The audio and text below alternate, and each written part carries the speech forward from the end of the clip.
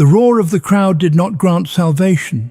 When a gladiator fell on the bleeding sands of the Roman arena, his death was merely the beginning of his degradation.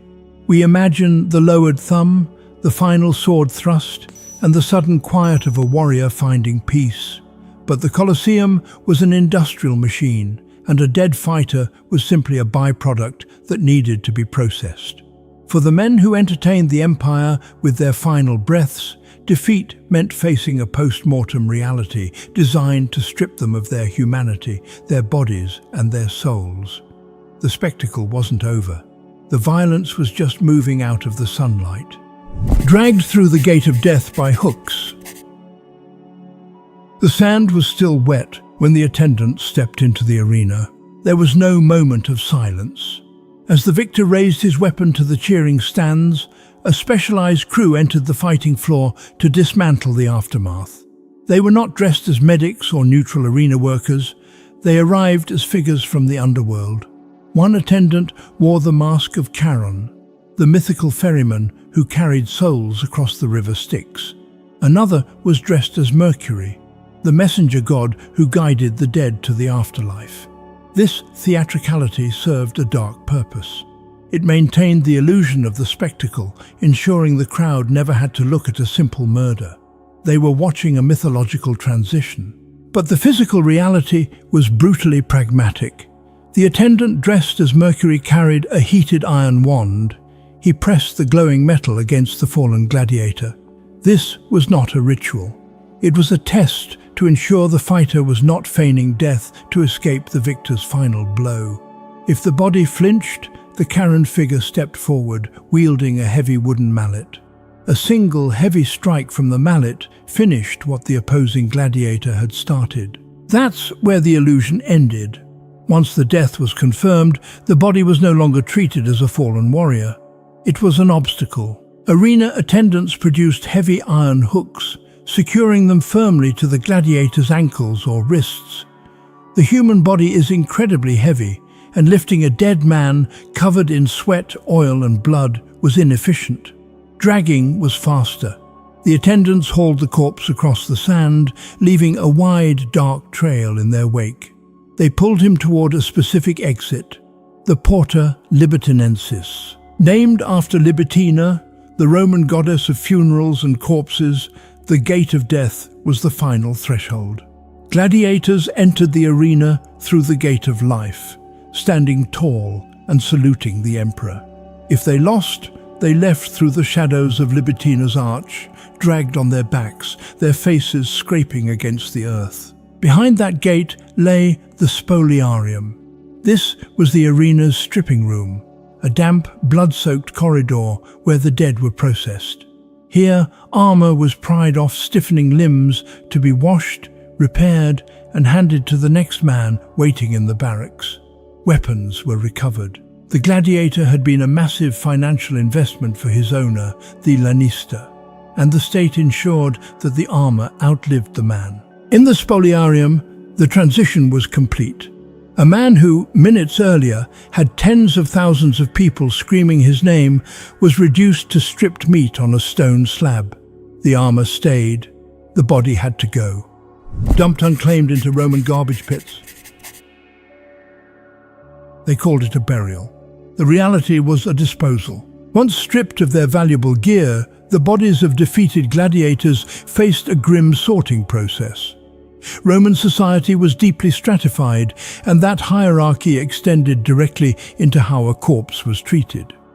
A very small percentage of famous, highly successful gladiators might be claimed by wealthy patrons, lovers, or their owners, securing a proper tomb outside the city walls. But for the vast majority, the newly bought slaves, the prisoners of war, the condemned criminals forced into the arena, there was no one waiting at the gate of death. For these unclaimed men, the destination was the puticuli. Located outside the city limits, particularly on the Esquiline Hill before its reclamation, the puticuli were massive, open trench graves. They were essentially public garbage pits.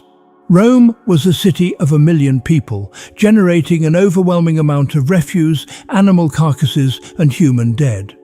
The unclaimed gladiators were loaded onto wooden carts, driven beyond the walls under the cover of darkness, and dumped directly into these rotting ravines.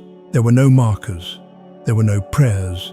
The bodies were simply tossed in alongside slaughtered arena animals, broken pottery, and the diseased poor. The stench of the puticuli was so overpowering that Roman writers noted certain winds would carry the smell of decay directly into the city's neighborhoods. The fighters knew this fate awaited them.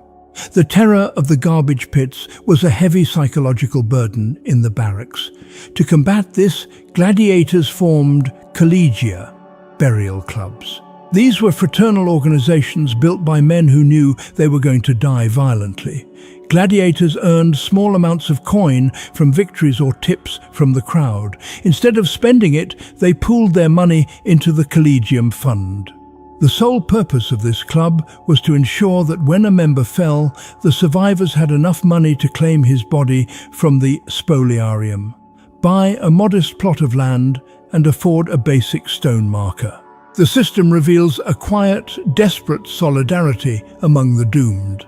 Men who might be forced to strike each other down the following day contributed to the same fund, ensuring their opponent wouldn't end up in a ditch.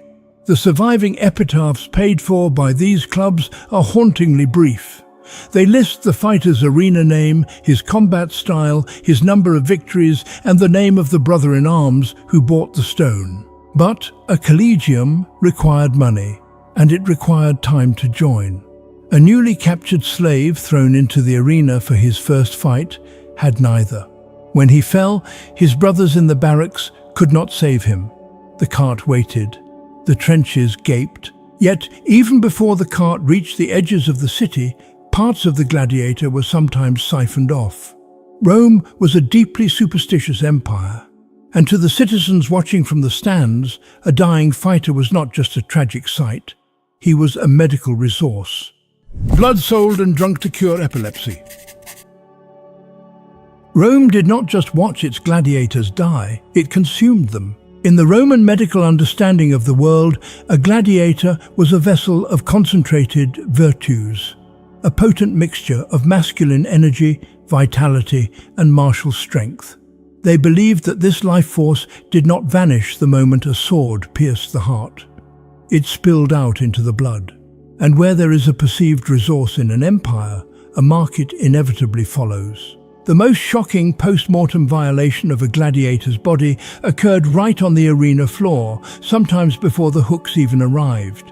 Roman citizens believed that the warm, uncoagulated blood of a freshly killed gladiator was a miracle cure for epilepsy. Epilepsy was known in the ancient world as the falling sickness, or the sacred disease. It was terrifying, deeply misunderstood, and carried a heavy social stigma. Desperate people sought desperate remedies. The Roman encyclopedist Pliny the Elder recorded the phenomenon with a mixture of factual detachment and profound disgust. He documented how citizens afflicted with epilepsy would rush down from the stands the moment a fighter collapsed. They bypassed the attendants. They ignored the dirt and the gore. Pliny describes how these individuals would press close to the fatal injuries of the fallen men, taking the blood while it was still warm and fresh. They believed they were literally swallowing the fighter's vitality, hoping the raw life force would drive the sickness from their own bodies. When the crowd was kept back by guards, an illicit economy took over. Arena attendants and guards in the Spoliarium realized they were sitting on a highly valuable commodity. They began draining the blood of the dead behind closed doors, collecting it in clay cups and sponges.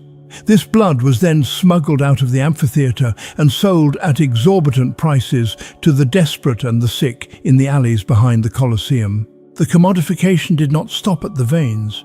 Medical texts and historical accounts from the era indicate that the liver of a gladiator was also highly prized. The liver was considered the seat of deep emotion and physical stamina. Attendants would covertly process the unclaimed dead in the stripping rooms, extracting the organ to be dried, ground into powder, and sold as a medicinal compound. What followed was the total consumption of a human being. A man was captured, enslaved, and trained at great expense. His life was spent providing entertainment for the political elite. When he failed, his armor was recycled for the next victim. His blood was sold as medicine.